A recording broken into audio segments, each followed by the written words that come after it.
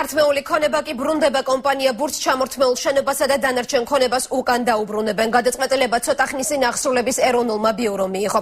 აღმასრულებელმა ორგანომ რამდენიმე თვის შემდეგ აღმოაჩინა, რომ დაჯარიმების პროცესში პროცედურული სახის დარღვევები იყო. შეგახსენებთ, რომ ბურჯი უკანონო პოლიტიკური შემოწირულობის გამო დააჯარიმეს. კომპანიამ ჯარიმა უკანონოდ მიიჩნია და თანხის გადახდაზე უარი თქვა, რის შემდეგაც მისი ქონება აუქციონზე მოხვდა. ცნობილი ხდება ისიც, რომ ანაზღაურებული იქნება ყველა ნივთი, რომლებიც ელექტრონულ აუქციონზე გაიყიდა. მათ სანაცვლოდ ბურჯს ფულად კომპენსაციას მისცემენ. ლაპარაკია უკანონო შემოწირულობის მოტივით დაჯარიმებულ პირებზე, ასე ლაპარაკია შპს ბურჯზე, ვინაიდან დაჯარიმების პროცესში მოხდა პროცედურული დარღვევები, აღსრულების ეროვნულ ბიუროს თავმჯდომარის ბრძანების საფუძველზე გაუქმდა განკარგულებები და მოხდა აღნიშნული ქონებების უკან საკუთრებაში დაბრუნება მესაკუთრეებისათვის.